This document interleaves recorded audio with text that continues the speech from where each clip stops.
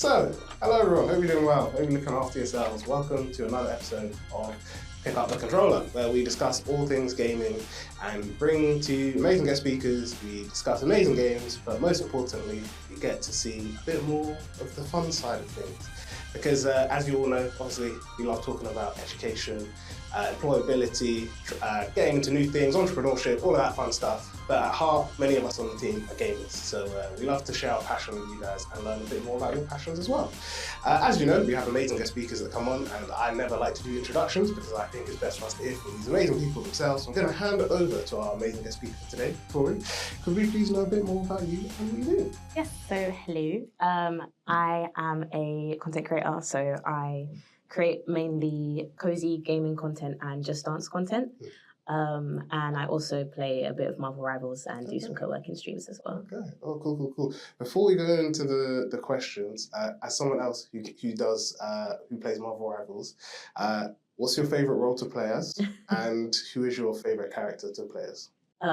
So I currently play DPS and support, but my favorite character is Scarlet Witch. Ooh, I just actually got her to Lord the other day. Oh, really cool. What about you? Ooh, I like to play as...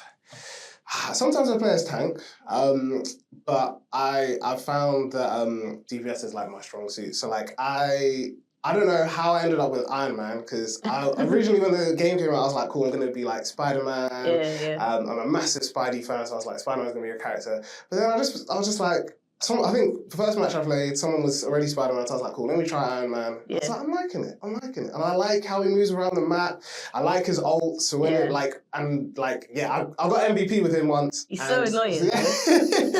Iron Man and Spider-Man are both so annoying. But like, especially because when I play as Iron Man, I like to because he can fly, go from above. And just because people be looking around and where's it come from? Look up. Yeah. That's why I like playing Scarlet Witch, because she can fly as well.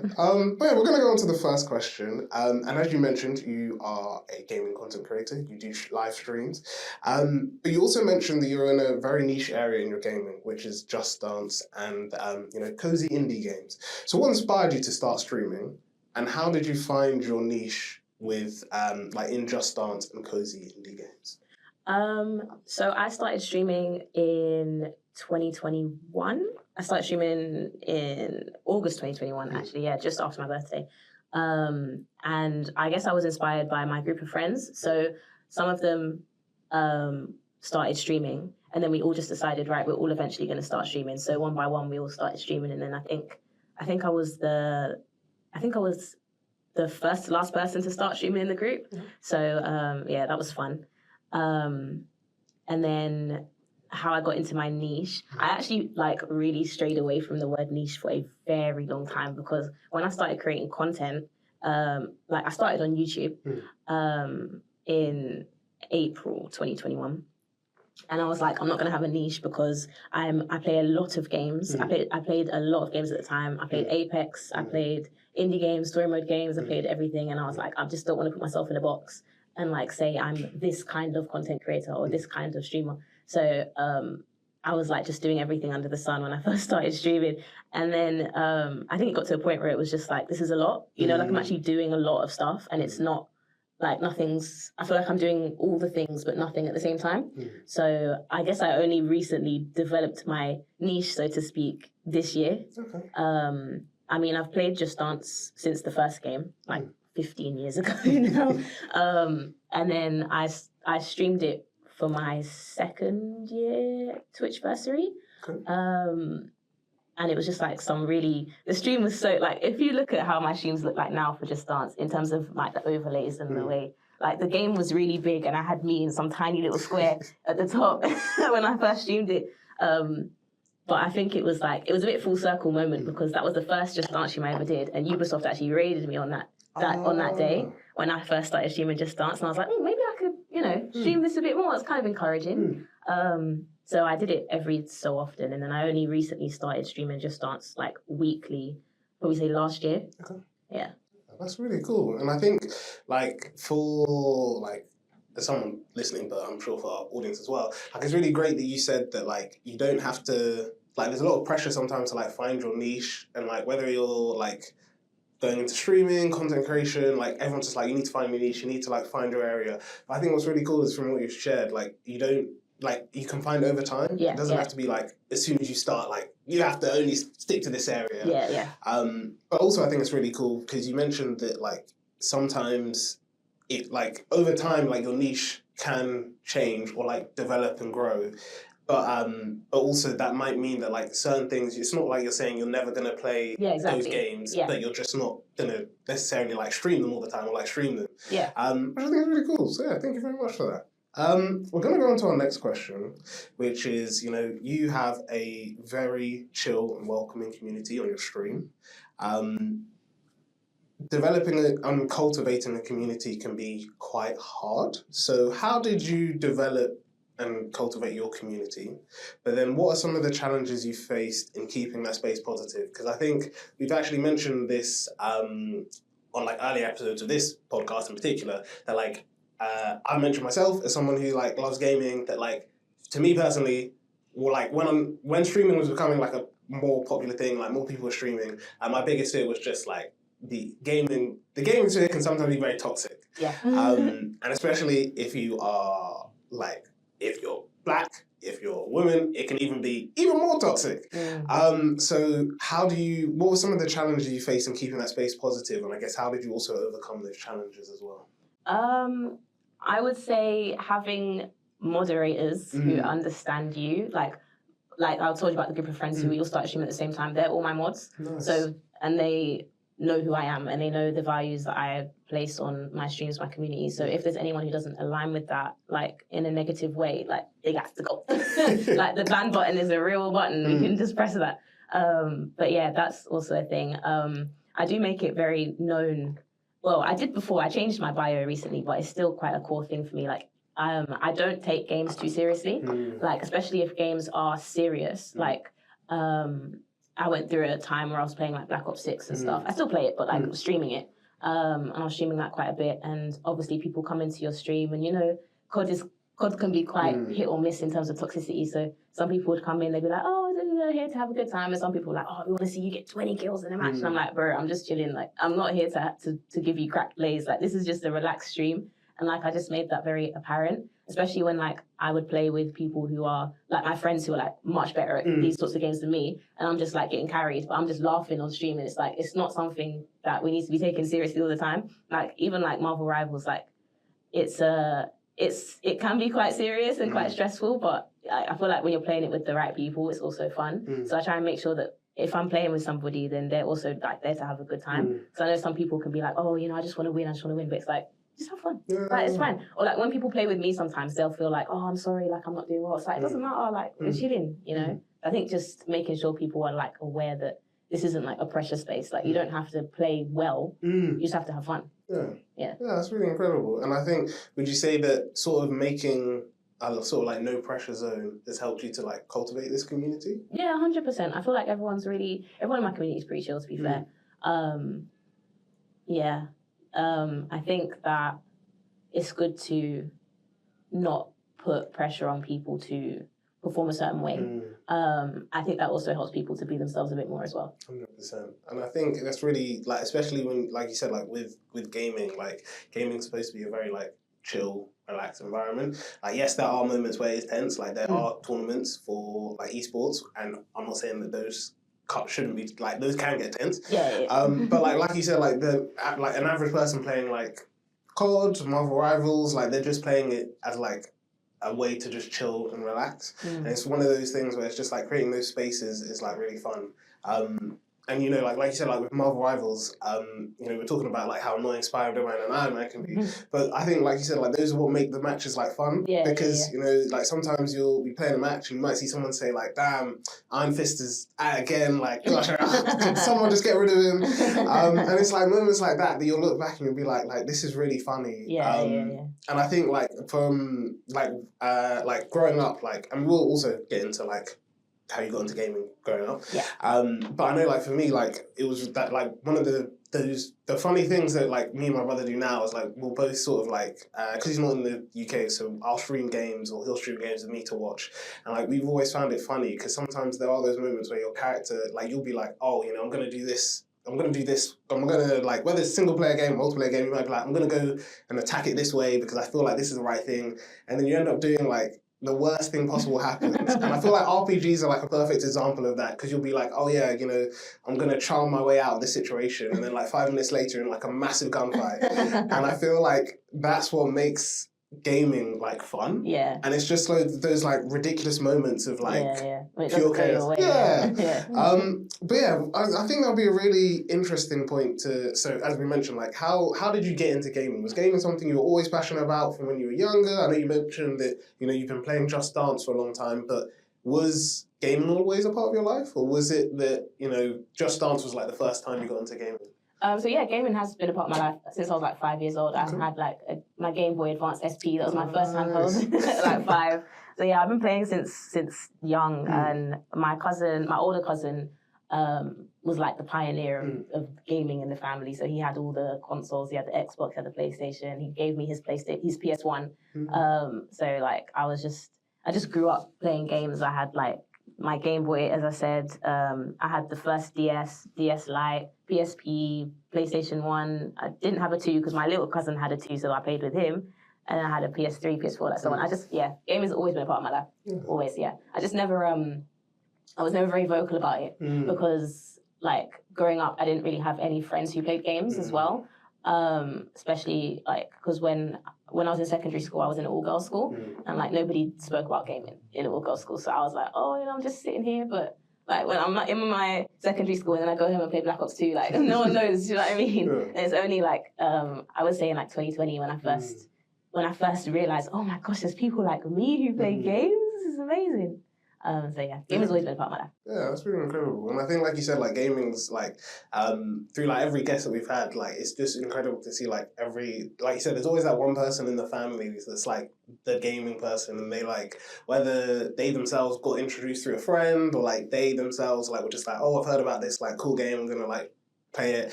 It is really cool to see how like gaming like builds a community like within your immediate family, but then also connects you to like a wider community. Yeah. And like I've said, it was really cool. Xbox did like a video, I think it was maybe in 2020 or 2021, about fans, and it was talking about like people who'd been married through like meeting on Xbox Live, or like, you know, they were best friends who never met each other in person. They'd been in like Halo 2 like multiplayer matches for like the longest time, and then they met up finally for the first time ever. And it's just like gaming has this like incredible way to connect people across like countries, even within the same country, but like even like across the world.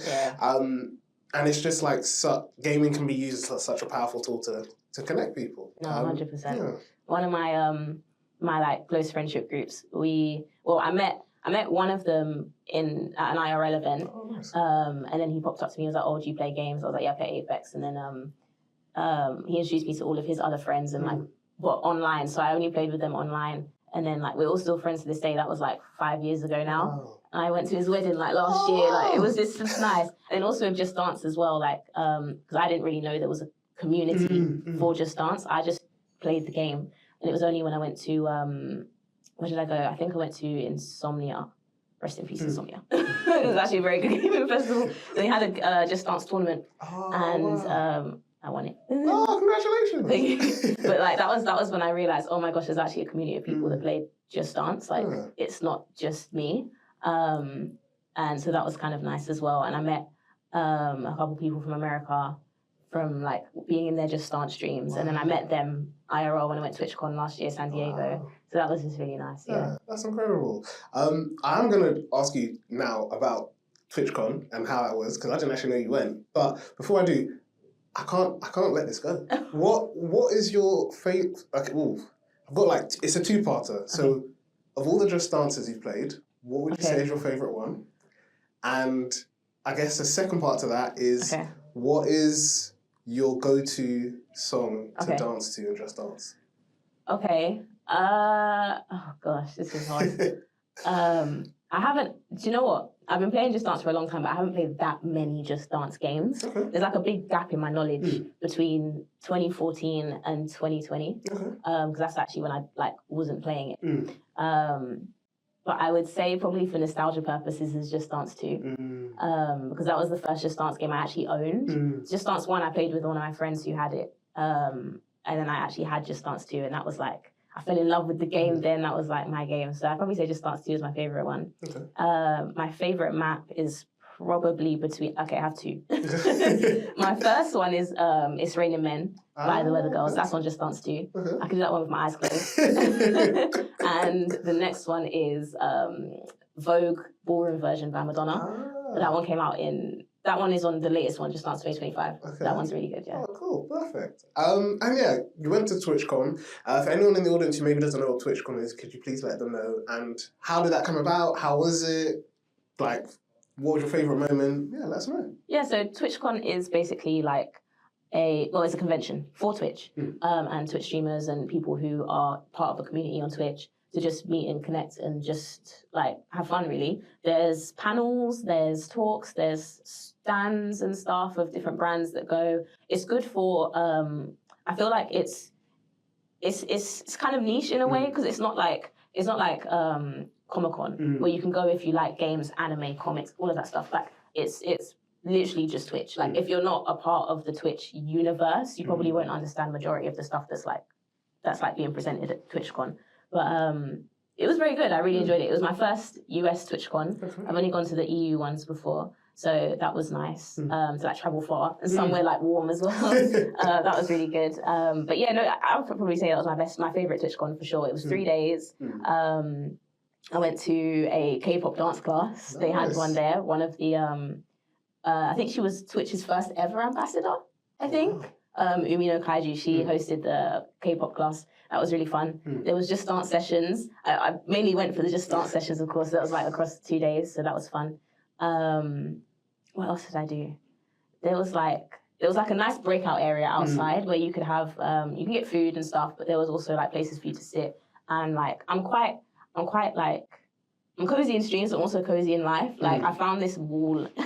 I just sat on the wall and it just overlooked the marina and the sun was shining on it, and I just sat there for like a good 40 minutes just looking out there, and I was like, this is amazing. And like there was performances as well outside, so people were playing, like if you're a Twitch music streamer, they had Twitch music streamers playing throughout the convention as well, which was really good. Yeah, there was a lot of stuff. There was merchandise stalls as well. They had panel talks from like people at Twitch who were telling you like how to become a Twitch partner, what kind of stuff they like stats and stuff. There were also streamers like how we stream full-time content creation, stuff we've gone through along the way. And then there was also like meetups for the guilds. So they have so for those of you who don't know, there's like you have Twitch guilds. So you have the Black Guild, the Women's Guild, there's the Pride Guild, Latin Guild. I'm probably missing another one. But that's just like a community of streamers who are like similar in a way. And they had like meetups there as well, which was really nice. So you could meet people. Yeah, it was really good. It was wholesome. Yeah, that sounds really cool. And yeah, I think it sounds like you had an incredible time. Are you going to head back for TwitchCon this year? I don't know. Okay. I haven't decided yet. I'm undecided. I would like to, but I'm undecided. Okay. Well, if you do, let us know. We'd love to know how it goes. But yeah, we're going to go on to the next question, which is, you sort of, well, through your page, or for anyone that follows you, they might see, or if they also know about the gaming world, people will say that like cozy games or like especially like indie games have become very popular right now. You know, you've got games like Stardew Valley. Oh, don't get me started. I know even like a friend of ours on the team, like he basically was just like, hey, do you guys want to do like, he bought like these really cheap games on Steam and was just like, hey, let's just play like some couch games, and we were just like, oh, this is really cool, this is really fun. But yeah, these cozy games are becoming very popular right now. I know even my colleague, I've forgotten it's the Disney one. I've forgotten. Streamlight Valley. Yes, Streamlight Valley. So like she's like, one of my colleagues is like a big fan of that. She's got like a whole, like she's designed like this incredible thing. And I think for a lot of people, while these bigger games, these AAA games, like, yes, they're still, like, I'm not saying like COD is going anywhere, but they're still very popular. But cozy and like these more smaller indie games are also becoming like staple household names. So what do you think makes cozy games so popular right now? And why do you think that, like, over the years, there's been that change in how they're perceived, or like their increase in popularity? Do you know what? I feel like it's like the connection that the devs like provide between the game and the player. Like it's so different. Like you can tell that someone's poured their heart and soul into a game, like into an indie game. Like the stories are just different. Like sometimes AAA games just don't hit like indie games do. It's crazy. Like there was a game that I played, an indie game that I played recently. Well, it wasn't recent. It was a while ago, but I think it was called What Remains of Edith Finch. Yeah. I played that a very long time ago. That game was like, wow, this is so good. And it's like, I've never played a game like that before. Call of the Sea is good as well. That's a puzzle game. It's a puzzle indie game. But the story is so like immersive. And the puzzles are really hard. But it's like, it keeps you, like, you want to keep playing. You want to know what happens. Not saying that you don't want to know what happens in a AAA game, but like with indie games, I don't know. It's just different. There was a game I played recently, The Star Named Eos. That's an indie game as well. And like the story made me cry at the end. Like, what? This is just so beautiful. I feel like it's just so, because there's like less people working on the game, there's more space for like emotion, you know? I feel like that's what indie games do give you a lot of the time. 100%. Yeah. No, definitely. I definitely agree. And I think even like linking to what you said, like I know like one game that like me and my brother like played, and it's an indie game that we really liked, was called it's called The Last Stop. And it's all about, it's especially if you like, it's the choices don't change the storyline too much, because it's an indie game, but like it's a choice-based game. Yeah, I love choice-based. I definitely, it's really good. I have said, as like if you grew up in London, or if you know London very well, to me it's a more accurate representation of London than I've seen in like AAA games. Like Watch Dogs. Yeah. Because it gets basically the different parts of London quite well, right? And like there were bits of the game where I was just like, oh, I actually know where this road is.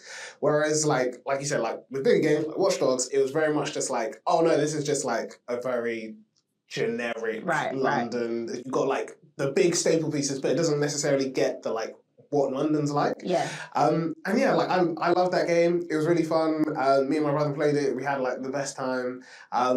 Another one, it's not really like indie anymore, because it's like it gets backed by EA, but what is that game? What is that game called? A Way Out.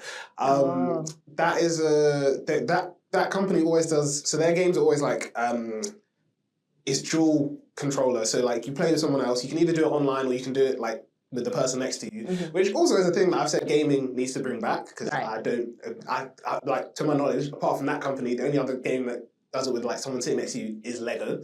But but that game is like really, I've told people like A Way Out is a really good game. It's also really nice because the second person doesn't have to own the game, so you can invite them to play as long as they've got like an account on whatever you're playing on. But yeah, like the story, I won't spoil it. It's been out for a while, but I won't spoil it. The game is incredible.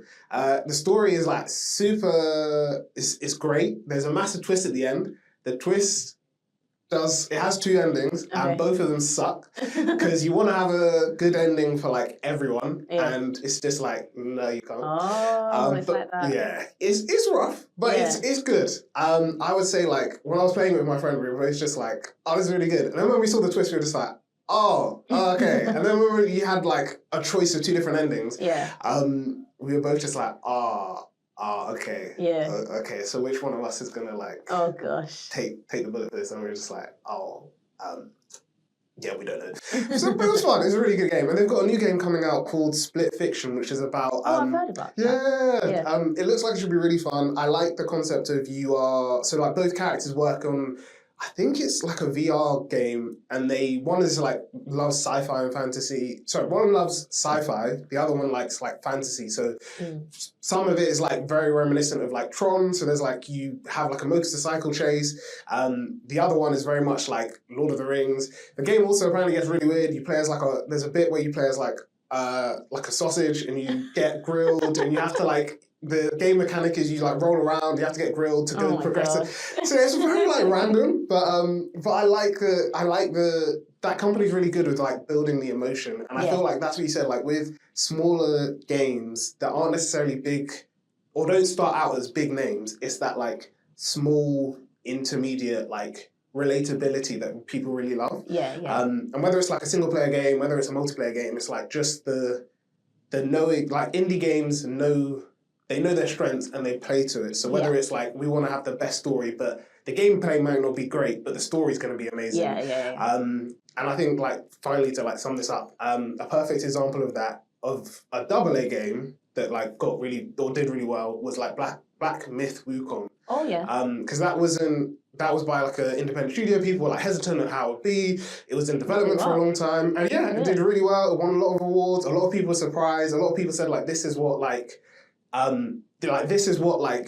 the next like creating space for like new games to like prosper and grow and develop. Like that's what you want. I'm going to go to the next question, and then I'm going to ask, as you guys know, we have two particular questions we ask about everyone's favourite gaming moments and gaming moments they created and gaming moments they experienced. I'm also going to add a third one, because we're talking a lot about indie games, and I would like to know what your favourite indie game of all time is. But before we get to that, let's talk about you being a content creator. So I think for a lot of people, they see content creation, but they might not necessarily understand that there's almost like a balancing act that comes to it, because you're focusing on like the creative elements. How do you create interactive and interesting content? You've also got the engagement element, because you want people to engage with your content and build a community. But then in that sort of like three sort of like circle thing or Venn diagram, you've also got your well-being as well, because creating content and like planning it out can be, so as a content creator, how do you balance creativity, engagement, and personal well-being, especially like when it comes to like streaming almost feeling like this fast-paced world? And especially I feel like when it comes to, like we said, maybe even arguably with indie games, there's on things like Twitch, like even if you open up, like if we open up Twitch now, probably like a list of people doing different streams. You've also got like big names, like for example, like Kai Cenat doing like 24-hour, month-long stream. So in a fast-paced world of streaming, how do you balance creativity, engagement, and personal well-being? Wow. I'd probably say how I balance it. I have a schedule. I think even, do you know what it was? I finished last year on a bit of a low because I was in burnout, heavy burnout. I'd probably say like November is when I like realized, okay, like I'm not okay. And it literally took 3 of my friends to say just rest for me to actually be like, okay, maybe I should rest. But like through that, I was like, I'm not streaming for the rest of the year. Like I just can't. I didn't have the capacity to even press go live. Like it was just a lot because, as I said before, like I was doing a lot of things, and because I was doing so much, and because like there's this game. Oh, I want to play that. Oh, there's this game out. Oh, I want to play that. And with indie games, there's always an indie game coming out. All the time. Oh my gosh, my emails were like flooded. Oh, this demo is coming out. This game's coming out. I'm like, oh, I can't do this. So I think for me now, because into the new year, I have like a very strict schedule. So I literally like Google Calendar is like now my best friend. Google Calendar and Notion is like my best friend. So like I've like structured out my day, like when I have a break, when I like shut off. And like I also put in each of those sections exactly what I'm going to do in those sections. So like I'm not just sitting down, I'm like, oh, what do? I could do this, that, and that, and that. But I've actually said, no, we're going to set specific time to do this specific thing. And then just having more grace with myself, because like I know that with content creation, it's always like on the go all the time. Like people say, oh, if you want to be a Twitch partner, if you want to be a Twitch ambassador, if you want to do well on any platform, you have to be uploading every day, every single day. You can't go to sleep. You have to upload every day, every single week. But it's like, there's this thing that I used to say to myself, even though I sometimes didn't listen. It's like, if you're streaming all the time or like making content all the time, where's the time to work on your content? Where's the time to work on your streams? Like, where's the time to like invest into like making your content or your streams more valuable to somebody if you're just pumping out content all the time. Because you can just be like so monotonous in the way that you do things, and then you just forget what you're actually supposed to be cultivating, kind of thing. So yeah, I to say all that, like strict schedule, and also like planning what content I post when, and like if let's say for example, even yesterday I was planning out my content for next month, and I was also editing as well, and I was like, okay, right, I have some time. So maybe I could start editing something else that I plan to do today. It's like, actually, rest. Because tomorrow is going to come and I can just edit it tomorrow. Yeah. Like, I think also with like posting on socials, like Instagram and stuff, like, because everything is very much like, oh, someone posted this like 1 second ago, someone posted this 1 minute ago, 1 hour ago. Like, everyone's posting all the time, and it's like there's always a lot of trends and stuff, and like there's this pressure to stay on trends and everything. But like, what I've noticed is that even when people upload certain videos, they're still getting like pushed to other people like a year later or like months later. So it kind of is almost like it's just relative. Like, it doesn't matter when you post something. I mean, easy to say. It depends what kind of content creator you are, of course. Everyone's different. But like with me personally, I've noticed that it doesn't really matter when you post something. Like, it's gonna see. People are gonna see it who need to see it essentially when they need to see it. Like, for example, on YouTube, I watched these reactors, and they reacted to Twilight. And it's like, it's an old film, obviously, Twilight's really old, but like they reacted to it about like, I don't know, like 10 months ago. Yeah. But like it only started getting traction like a couple months ago. And that's when I saw it. I didn't know about them, I didn't know who they were. And literally we reacted to the Twilight video, came up on my recommended page, and they had uploaded it ages ago. And I'm like, oh, okay. Do you know what I mean? Like, if imagine if they were like, oh, we're not going to record this because, oh, it's not trending right now. Then like you have lost out on people like seeing more people, new people seeing your content. And there's something that my friend said to me one time, and I've like kept this as a mantra like the whole time. Is like, don't gatekeep your content. Like, and what I mean by that is like, if you feel like what you've made is not worthy of like posting, or you think, oh, it's not going to do well, it just sucks, I'm just not going to post it. Like, post it, because you don't know who could be impacted by that. You don't know who's waiting to like see what you've posted. You don't know how it could inspire somebody, you know? You just don't know what can come from that. You don't know who could see your content. Like, anything could happen. So I'd say, like, also in that respect, being more, like, feel free to post whatever you want. And I think, I also watched a YouTube video a while ago. This girl was like, oh, just start your YouTube channel because nobody cares. Like, she was being very, like, blunt about it, but in a way it kind of makes sense because, like, just do what you want. Like, the days of like thinking too much about what other people think of you is like, everyone's got their own stuff to think about as well. Not saying that no one cares about you, but like, you know, like having that mentality of that, like, oh, maybe I shouldn't do this because, oh, someone's gonna see this and think I'm silly, But it's like, you being yourself could encourage somebody to also be their self, and you just don't know. So that's why it's like, yeah, you should just. I feel like I've completely strayed away from the question. No. No, this is perfect. But yeah. Yeah, I think it's really, funnily enough, I'll still ask the last question, but you kind of answered it with that. So, but I think you're right. I think, like you said, it's like one is using the tools that are available to you. And I think, like you said, like having those like potted out time to do stuff. I think too, like you said, so also I'm like rushing through it, but like Tori said, like do use your calendar, whether it's Google Calendar, Outlook. I don't know what the Apple one is, but the Apple one.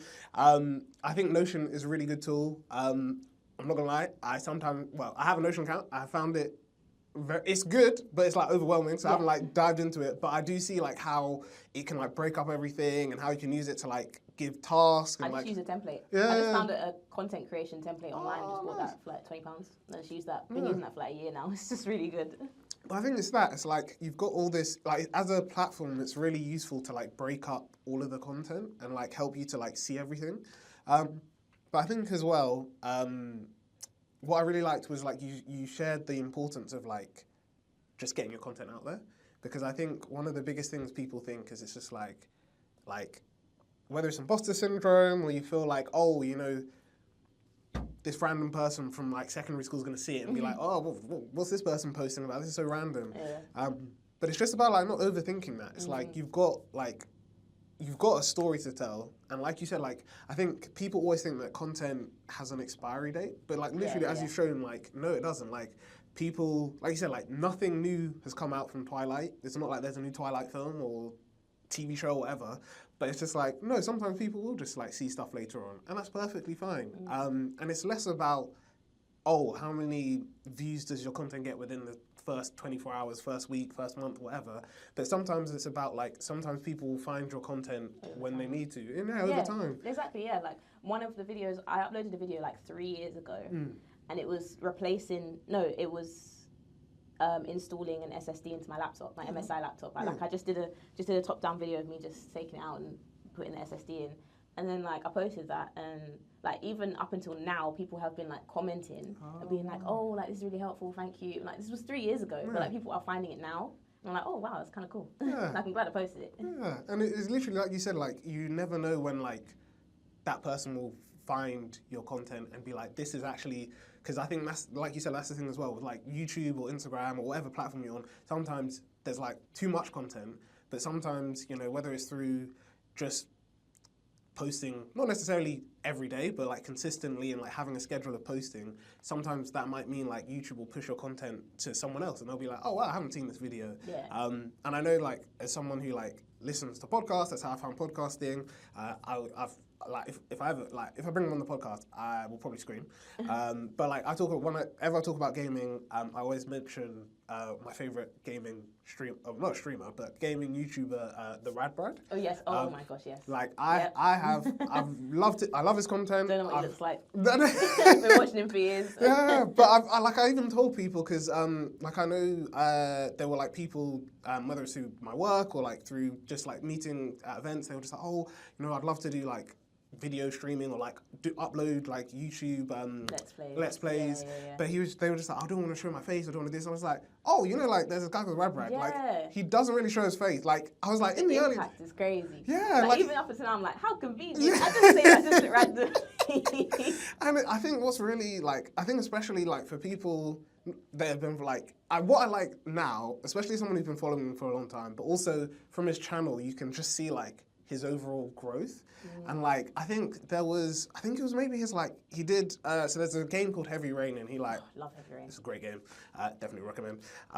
But he did a Let's Play series of that, and it was really funny because like my sister had watched his earlier like his more recent videos and then was watching me watch that, and then she was just like, it's really weird because like his voice sounds different. He was talking about being in college. He was even talking about how YouTube, like he has to upload. So like on YouTube now you can like schedule stuff to be uploaded. Yeah. But he said back then, like if you want a video out, you have to like upload it there and then. Right, yeah. So he was like at his school librrisy, just like uploading all of these YouTube videos. And I was just like, it's really cool to see the growth. Yeah. And like now he's a dad. He's leaving. I love it. Oh, is he? Yeah, he's a dad. Yeah, wow. He's got 2 children. So for I think it was Resident Evil 2 remake. There's a time capsule for his daughter. Yeah. The Last of Us Part 2. There's a time capsule. Oh wait, no. I think I got it wrong. Wait. I think there's a time capsule for his daughter. He found out he was going to be a dad. I think in Resident Evil Part 2. Yeah. The Resident Evil 2 remake.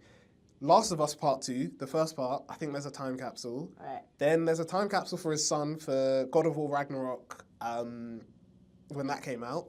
And then he did like so his daughter basically like saw his whole setup and like she just wanted to like record into the microphone. I forgot which video it was. Something that came out last year. I don't remember. But there was a game that he played last year that like, there's another time capsule. Yeah. For me it's really nice because he was just like to people like, hey, like I'm just going to leave a time capsule for like my daughter and my son. Like they'll find it like whenever. But yeah, he was just like, this is going to be a nice little thing. I thought I'd share it with you guys because you've been a part of the journey. That's so sweet. And yeah, I just find like, I think when it comes to like gaming, anytime I think about like, whether me going into the street, like doing Let's Plays or like just doing like random game, like playing random games, or like even telling people like, oh, you can get into like gaming and like build an audience and a community, I say like, he's the perfect example of that. Because like yeah, and it's really interesting because so even like Kai Sena, someone else that mentioned him, but like all these like other big gaming YouTubers mentioned how like they found his videos, they loved him growing up. Because I think what was really, I'll say this and then we'll go on to the next thing, was I like that he mentions in his videos that like he does he started doing what he's doing, not, well, one, because he wanted to, like, he loves games and all this stuff, but he said like, I know sometimes like people couldn't afford to like buy certain games. So it was just really nice to like know that he was just like, if you can't get like, I don't know, the latest COD, like I'll play it, you can just watch me play. And I think like you said, because he doesn't show his face, it's almost like I personally could never play a horror game. I do not have the not even the patience. I just don't have the peace of mind to do it and not be terrified. But I have said like I love watching him play. One, because it's funny to sometimes see his reactions. But like it's almost like it's immersive because there's no face on the screen, so it seems like you're playing the game. But it's still nice because like you're hearing like you're seeing his you're hearing commentary, you're seeing his reactions. It's really fun. So that's why I also tell people like gaming, like you don't have to worry about having everything figured out. Like if he started out with 15-minute videos and like just start. We're gonna come to, so we've now come to it. The tough questions. Oh gosh. Okay, so we're gonna start off with favorite gaming moment you have created. It can be across single player game, multiplayer game, but something that you created in a game that you're just like, this is amazing. That I created, or like something that I accomplished? Or it can be something you accomplished as well. Okay. I have two, but I'm gonna say one. Okay. So I guess my favorite one that I did is that I platinumed Assassin's Creed 2. Ooh, okay. So that was specifically good for me because when I was younger, I played Assassin's Creed 2, but my game corrupted. And I was like devastated because I was like, I love Assassin's Creed 2. Like it was my favorite game at the time. And then it corrupted and I was like, oh, and then it was only like until, I think it was like 2023. I was like, I'm going to do it. I'm going to platinum the game. Because like, this is like to save my inner child, you know? And I was like, this is great. It's such a good feeling. Okay. What would you say is your favorite gaming moment that you've experienced? Okay, so in Shadow of the Tomb Raider, there's a moment, which I won't spoil, but there's a moment where Lara is, she's underwater, and then like she's, you know, like in movies, where like kind of like the superhero will have like that he's almost down and out moment, and then like he just rises again. Like that was kind of like that moment in Shadow of the Tomb Raider. And when I was watching that, I was like, oh my gosh, this is so cool. Like, it's just the way she like stood up, and there was like the cinematography of that scene. She like had just like something clicked in her, and she was like, okay, it's going down. Like she was about to go off on these people, and then she just stood up, and then there was like, she was in water, but she stood up, and then there was like fire behind her as well. Oh my gosh, that scene was so amazing. I don't know if you can put it on there for like copyright or whatever, so they can see or something like that. We'll do something. We'll do something. But it's so cool. Oh my gosh, that was so good. Yeah. Okay, and finally, what is your favorite indie game of all time? I don't know if I could say. I don't know. Oh, goodness gracious. Do you want to do a top three? Okay, that's even harder. Okay, all right, we'll do a top three. Okay. I have to say Stardew Valley because I'm currently playing that and I'm obsessed. Like I wake up thinking about it. I'm like, I need to play Stardew Valley. That's up there. Okay. Oh gosh, what else? This is really hard, you know. It's a tough because there's a lot of indie games out there. I have to give props to A Little to the Left. Okay. I don't know if you played A Little to the Left, but it's kind of like Unpacking, which is another indie game. But it's like you have to sort things and like sort them into different places. Like everyday things, like there's a drawer, like there'll be a drawer, and then there's like loads of pens and paper clips and stuff, and everything has its place, and you have to figure out where it goes. But it's so satisfying because the sounds that it makes when you put the pieces in the right places is so nice, and the music is very chilled. And I played like the base game. I think they've got 2 DLCs. I played them all. Like I was like, yeah, this game is very good. Okay. So Stardew Valley, it was the left, and oh gosh, I don't even know. I'm trying to think of the games I've played that I can even put on there. I don't know. It might have to be a top 2 because I that's can't think of another That's one. fair. That's fair. Like, not that I can't think of one. There's so many that I want to say that I can't fit them in this one That's spot. all right. No, thank you very much. Thank you. What about you? What's your favourite indie game? Favorite indie game. It's a tough question. I think Last Stop has a special place in my heart just because of like, it was like, I was expecting it to be fun, but it was a lot more fun than I thought it would be. And like I said, like, it was just like experiencing a game that like accurately represents like London, and it's funny, and it's like got a lot of things that like, I think, because funnily enough that we mentioned Watch Dogs, so even though I've never been to California, I personally say that like, which game is it? Watch Dogs 2 does a really good job of like showcasing what California is like, and like you have a feel for the city that doesn't translate into Watch Dogs Legion as a Londoner. Right. But I feel like Last Stop got like, if you weren't from London, you might play the game and be like, oh, this is a bit like random. Like, why is this person saying this, or like, why are they doing this? Why are they going to a pub, or whatever? But I was just like, or like, why are they running from the tube? But like, as a Londoner, I was just like, oh yeah, no, this is actually like very funny. Like, I might play that. You know, it sounds really good. It is a really good game. I don't know what's happening with it. I would love for it to get a sequel because there's like a cool sci-fi twist to it, and like you play as 3 different characters that. It's not really a spoiler, but like you play as 3 different characters. They're all on the same tube. Yeah. But something happens to each one of them. Yeah. That there's this like big connecting story that like at the end of the game they all meet, and there's this like whole thing that happens with them. And you can essentially determine what happens to all of these 3 characters in their lives. That's a bit of me. I love it already. I want to play it. I would recommend it. It's so good. My favorite gaming moment that I have experienced. Favorite gaming moment that I've experienced. I'm gonna come back to this. Favorite gaming moment that I have like accomplished. I'm not gonna lie. It is Marvel Rivals. Okay. It was getting MVP. I think I recorded it. I will put a video of it. But the reason why was because like I was just like I love Marvel Rivals. I love playing it, and I was just like, look, I just want to get MVP one time, and I'll be proud of myself. So I was playing it for a while, and I was like, cool, you know, is it gonna happen? Is it not? Is it gonna happen? Is it not? And then like this one match, I was like, funnily enough, playing as Iron Man, and it was going well, and I was like, oh cool, like let's just see what happens.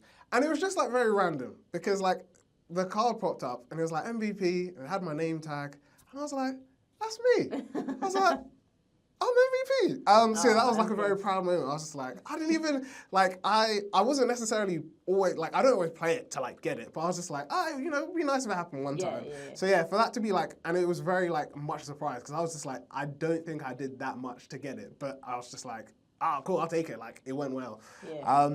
And yeah, gaming moment that I've experienced. I'm trying to think. What was a good twist? In recent memory, I'm trying to now also think about what games I've played recently. You know, maybe it's not really like a twist, but maybe like, I think maybe like Cyberpunk 2077 is like one of my favorite games. And I think maybe not necessarily experience in the sense of like a twist, but I feel like, I know it launched with like a lot of issues and all of that, but I think, you know, it would be that game. And the reason being is not necessarily from anything I've created, but I think as a story, it's very much like, it's a hard-hitting story, both with the expansion that they did and the like base game, but it's because like, there is one ending, there are endings that are considered like the good ending, the bad ending, and all this stuff. But like, there isn't one where like everyone wins. Right. And I feel like it was like hard hitting because like everyone's just like, it'd be cool like if all your characters like survived and your companions and all of this stuff. But it's like, oh no, like you can do one where like even the good ending like isn't the one that works best for like all the characters. Right. And even within that game, there is I won't spoil it, but there is a quest called what's it called? I forgot what it's called. Dream On, which is also inspired by the song by Aerosmith, if people no Aerosmith. But it's got this like major twist. So you basically worked for this mayoral candidate before. He asked you to investigate this like murder. So it's interesting because you sort of start off with this quest with this person as like a PI, and you're like doing an investigation. Yeah. And then it's very funny because Keanu Reeves is in that game. He plays a character called Johnny Silverhand. Again, I won't spoil that, but he's pretending, he's like doing like the commentary that happens in like very like early, like, if you're thinking like 19, maybe 20s or 30s based like detective films, so it's like, oh, you know, your character's name is V, so he's just like, oh, V was, you know, walking down the street and is thinking, cool. yeah, it's like real funny. But the big twist is just like, with that Dream On one, you get called to the guy's apartment because he says, oh, hey, there was a home invasion, I attacked someone in the night. All I just remember is blacking out, waking up in bed, and I don't know if this is real or not. Can you like come and investigate? And I won't go into it. And what's really interesting is I like that the game doesn't really address it. Right. So you find out all this information. There's this whole big twist. You find out there's this even links to like this big conspiracy in the game, and then you're sort of like just left, and then you're just like, okay, well, what's happening? And a lot of people were thinking with the DLC expansion, it was going to like address it, talk about it, but it's never talked about in the rest of the game. So people were just like, what's happening here? Like, what's going on? So I think that would be my favorite because it's just like I went into like a deep dive on YouTube, was watching YouTubers describe it and like link it to like other quests. But yeah, it was just really like interesting to like see this whole like conspiracy, and you're just like, okay, how do all these quests like line up and all of that stuff? But yeah, that would be like probably my favorite moment I've experienced. Nice. But yeah, we've come to the last question, which if you feel like there's nothing more to say on it, we can wrap up.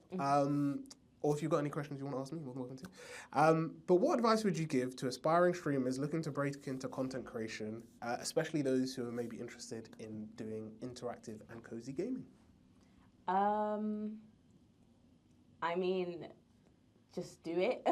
I feel like that's quite simple to say, but like, do you mean like going from streaming on Twitch to like making videos on YouTube, or do you just mean someone who just wants to start streaming and start making content? Yeah, start streaming. Okay, yeah, I'll definitely say just do it. Like, you don't have to have the best equipment. You don't have to have the best like anything. Like, I started streaming from my bed. With my laptop, which I saved up for my gaming laptop, and I would like put my laptop on a table, and I had books to hold up my webcam. Like you don't have to have the desk, you don't have to have the fancy mic, the fancy headset. Like, you can just start. You don't even have to have a camera. Like, sometimes people don't even mind having like rad does, you know. So I just say just start, and try not to do what you think people will like.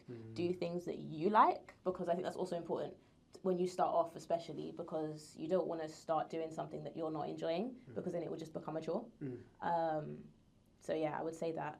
And I would say don't worry about people like views, because the right people will find you. There's an audience for everybody. Like, it's especially something that I've known that for a while, but like coming into like, I don't know, my fourth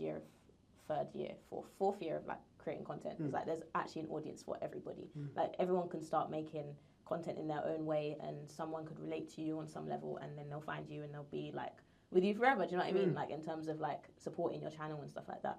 So I think that you should always just try your best to be yourself, which is also really cool. Like, it's interesting because speaking from my experience, like, there was a time when I tried to do, I started trying to do jigsaw puzzle streams, because I was inspired by someone on Twitch called I Just Love Puzzles. We call her Gma. She literally is a grandmother as well. Like, she just streams puzzles on Twitch, but she's just so amazing and inspirational. I was like, I'm inspired to like try puzzling. It didn't last long. Like, I only did like 3 or 4 puzzle streams because I'm like, this is just long. But one of my community members found me when I was streaming my puzzles, and I just thought, oh, you know, no one's really gonna watch this because like it's just boring. Like, but I was enjoying it anyway, so I was letting me try. But someone saw my puzzle stream, and they've literally been in almost every stream I've done since, and I haven't been streaming puzzles. Like, I think when he joined, I had done like I think that was like the penultimate puzzle stream. Okay. But like since then, he's actually been in every other stream. And it's like sometimes you can think, oh, let me stream this game because people will come for this game. But like ultimately, sometimes, maybe majority of the time, people will stay for you. So I think that's also why you need to be true to yourself when you do it as well. Yeah, perfect. Thank you. Yeah, that's basically it. Thank you very much, Tori. It's been amazing speaking to you and learning more about your content creation journey, but most importantly, learning about some cool... Actually, sorry. Before we wrap up. Okay, it's a big year, both for indie games, AAA games. I can't believe I almost wrapped up without saying this. What is... If you want to do a top 3, you can. Okay. Game or games that you're looking forward to this year? And any recommendations you would tell people to keep an eye out for? Assassin's Creed Shadows. Like, I am so looking forward to that game so much. Hopefully, if it comes out this year, I don't know if it's coming out this year, but we can only hope. Haunted Chocolatier. So the developer of Stardew Valley is making Haunted Chocolatier. So like everyone's kind of like, when is it coming out? When's it coming out? We need information. So that one I'm also looking forward to. Do you know what? I think that's it. I was actually ready to list like loads and loads of games, but I'm like, actually no, maybe Assassin's Creed Shadows and Haunted Chocolatier I'm probably looking forward to. Trying to think, is there anything else? I'm really bad when it comes to like keeping up with release dates for games. Like, or when games are coming out, I'll find out like a week before and I'm like, yeah, I'll get on this one. But like, I'm not like, the only thing I put in my calendar is Assassin's Creed Shadows. That's the only thing I'd put in my calendar for like a game release. Everything else is like as and when I know it's coming out. So yeah, that's what I can say for now. No, thank you. Yeah, keep an eye on the space. Assassin's Creed Shadows. It's coming out. Is it next month? March 20th, yeah. Okay, God willing. okay. Hopefully they don't push it back anymore. But I think it'll be good. I like the dual character like concept. I also like that it's not like dual character, but they're very similar. It's like they're two different approaches. And like from what I've seen, like it looks really good. I'm very much excited. I know a lot of people like have been, like you said, like it's been delayed a few times, and they're very much hopeful for it. But I've also said that like I don't mind the game getting delayed as long as like it's good. It's good. Yeah, that's the most important thing. What about you? What are you looking forward to? That's a good question. I'm okay with release dates, but I'm not gonna lie. Sometimes I generally forget because sometimes some of these ones get delayed later on. Yeah. I know the big one that people will be thinking like I'm meh about like GTA. Yeah, I'm like if it comes out, it comes out. But I'm also like it's a big enough game that like it released one trailer that didn't really say too much. And people like it broke the internet. Yeah, literally. So I'm very much just like it's got enough hype. But yeah, what game I'm looking forward to? Ghost of Yotai, which is the sequel to Ghost of Tsushima. Right, I need to I'm excited. Ghost of Tsushima, great game. Definitely recommend. I think it's the director's cut, which has they had an expansion to it. Definitely recommend. Okay. The game is amazing, and is one of the only games that I know like it has like a secret thing where if you so your character basically can either do things very honorably or dishonorably, and the more dishonorable things your character does, the more the weather changes. Oh. So it has like that really interesting game mechanic. So your character starts off like basically like a traditional samurai, and then by the end of the game he develops his own like. He's persona. Right. And the game will react to how you play as the character. So if you are doing more like samurai ways, you're like doing standoffs, you're like not necessarily focusing on stealth, but you're attacking people like head on, then you get like it's nice weather, it's sunny, all of this. If you do more like stealthy kills and you're sort of like more sneaking around, the game will like twist and then it will be more like stormy weather. Wow. There'll be thunder, it'll be dark. So you can like hide in. Yeah. Okay, So it's really like cool. a really cool twist. They're like, a lot of people are just like, this is a random thing. And also it's it's a game that started off where it doesn't actually, the waypoint or like the guidance system is literally just the wind, which is also pretty cool. But yeah, they're having a sequel to that game. So I'm very much excited to that this year. I'm trying to think what else. Funnily enough, I actually watched a gaming video this week talking about games coming out. I think the only other one, I'm not going to play it, but I'm looking forward to Rad Brad. I'm fingers crossed he will play it. So the people that make, they do a lot of horror games. They've done like Until Dawn. Oh yeah. What's the other one they did? The Quarry, company. Yeah. They have another game coming out this year called Directive 8020. Okay, I saw something about that on the State of Play. Yeah. So it's another, like, they mainly do horror games. So it's another horror game. Of course, it's going to release in October. And it's all about, so you play as a group of, like, people on a space station.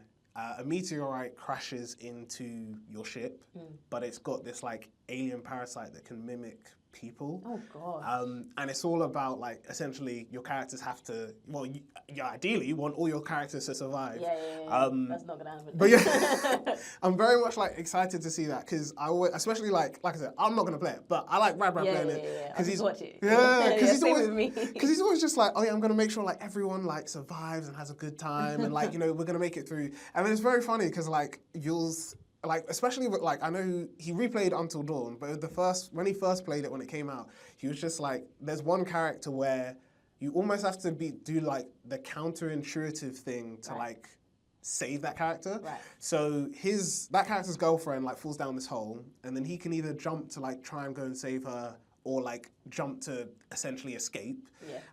This is Until Dawn, right? Yeah. I played Until Dawn before. Yeah. So it's not Josh.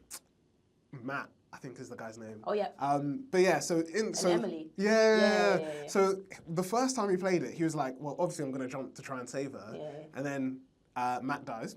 Yeah. And then it was funny because he was like generally so confused. It's like, but what did I do wrong? Like, that's the right thing to do.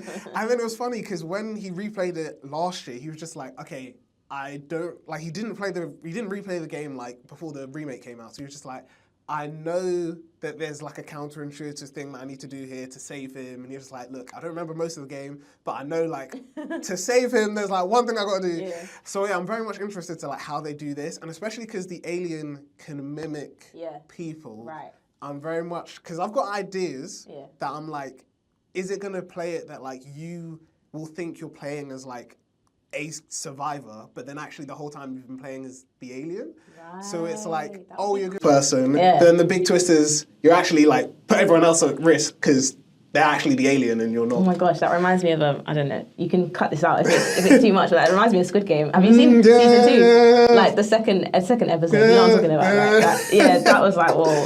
So I'm very much just like, I'm expecting twists, but yeah, that would be my second one. And then I think the final one that I'll do, just because of time, is trying to think of games coming out this year. I don't know. I honestly don't know. Yeah, I don't know. I tell you, I'm excited. I've always been a BioWare fan, so I'm excited for hopefully some news on the next Mass Effect game. I have been waiting because for those who maybe don't know Mass Effect, there's a special, so the characters have N7 on their logo, so every November 7th, there's like something released about Mass Effect. Okay. So I think it was in 2020, they released a trailer to say like, hey, Mass Effect is going to continue, we're going to go back to the game. Yeah. Then they were just like, it's been like short teasers, so like a poster here or like a blog post there. Yeah. I'm very much aware that like, because BioWare are working on the Dragon Age game that came out last year, now it's going to be like Mass Effect focused. So I'm very much just like, maybe potentially another trailer. Yeah. Fingers crossed, hopefully Mass Effect will come out. I don't think it'll come out next year, but hopefully 2027, maybe 2028. Yeah. So I'm hoping at least to get like, even if it's another cinematic trailer, like something to give a bit more information. But yeah, that's my other thing on the list that I'm excited for. Oh wait, I've got 2 more things, but it'll be quick. So the first one is Prince of Persia. Oh yes. Because I know that was teased at the Ubisoft Forward. So I don't know if that's going to come out this year, probably next year actually. I think he said it was going to come out next year, but that one I'm looking forward to. And indie game, Loftia. Okay. So that is a MMO, like solar punk, kind of sustainable farming game. So you basically just like, so it's open world, people can play with each other, you can do, there's like these little co-working spaces you can do in the game, like nice. if you're trying to play with a friend who's like not in the country or something, you can meet up on the game and stuff like that. That's so that cool. one is, I think that's coming out this year. Okay. So that one I'm looking forward to, Yeah, that's really cool. Yeah, that's a very interesting concept, yeah. You've got a lot of recommendations, so make sure that you save up. But yeah, we're going to wrap up the episode there. Thank you, Tori, for being an amazing guest. If people want to connect, they want to follow you, they want to watch your streams, they want to follow your YouTube channel, what's the best way for them to do that? So it is TJ Basque, TJBASC on all platforms. So YouTube, Twitch, TikTok, and Blue Sky because I have renounced X, which is probably the best decision I've made. But yeah, that's where you can find me. Yeah, thank you for having me. No, thank you very much. Thank you. And before we go, any upcoming streams? Any upcoming things that people should be aware of on your channels? I'm gonna start doing like a new format of editing cozy games. Okay. Indie games, cozy games, whatever, maybe even AAA games, just because I have like a backlog, we have a backlog, like everyone has a backlog, but I've got a backlog and I'm like, I don't know how I'm gonna be able to get through all these games, like I can't stream them all, so I'm trying to do like a new kind of format of making videos, like I played 100 minutes of this, I played 100 days in this game, I 100%ed the game, like those kind of videos, so I'm trying to test that out. I'm like recording a couple videos at the moment, so hopefully we'll see how that goes, but yeah. Yeah, that sounds really good. And yeah, when you mentioned editing and like playing 100 hours of the game, it actually reminded me of an indie game that I would actually add to my list. Overcooked. Oh yeah. My friend introduced me to that. We played that, funnily enough, on this channel, so I'll put a link so you can check it out. That was one of the toughest. It was going well. We had a process. It was 3 of us. We were like sorting everything out, and then like you can see the longer it goes, how like we just descended into pure chaos. Oh gosh. And you're just like giving people like plates with empty food with no plates, uncooked food, and you're just like, and then I think the kitchen caught on fire. We were just like, oh gosh, someone get the fire extinguisher. But I just love the like pure nonsense of it, and it's just like very just. It's just like, it's like you said, like it's a game where you're just like having a good time with friends, and you don't need to worry about like story or progression. It's just like, hey, can you guys work as a team and like not have your kitchen explode? But yeah, that would be another recommendation for you guys. But yeah, we're going to wrap up the episode there. If you like this episode, like, comment, and subscribe is always appreciated. If you want to make sure you don't miss any other episodes or any other content from the Pick Up the Controller channel, then please make sure that you click the notification bell at the bottom of the video. If you would like to support our efforts and receive some cool merch like the t-shirt that I'm wearing, then please do become either a Patreon member or a YouTube channel member. The links are both down below. And finally, if you want to know about our other channels, we'll include a video to it so you can check it out there. But we have the Two Mesas channel for our sci-fi and fantasy enthusiasts. Yes, with it seeming like Marvel's coming with a comeback with Captain America Brave New World, Daredevil, and we've also got the big debate of the summer of what's going to reach 1 billion first, Superman or Fantastic Four. The Two Mesas, Joshua and Morgan, will be discussing a lot of stuff, so keep an eye out on their channel. If you want to know about anime and you want to know about cool anime recommendations, then please do check out Senseis of Anime, because we will have new episodes of that coming very soon. And finally, if you want to see our educational entrepreneurship and other type of content, then check out the main Pick Up the Mic YouTube channel. I will include a video so you can see how to get there, but it's basically on the main page of this YouTube channel. So just head to the main page, scroll down, and just under the For You section, you'll see all 3 channels there. But yeah, we're going to wrap things up there. We're going to put the controller down, so to speak, and we will see you next time when we pick up the controller with a different guest speaker. So that's a bye from us here, and have a great day. Bye. Thank you very much. So yeah, if you just press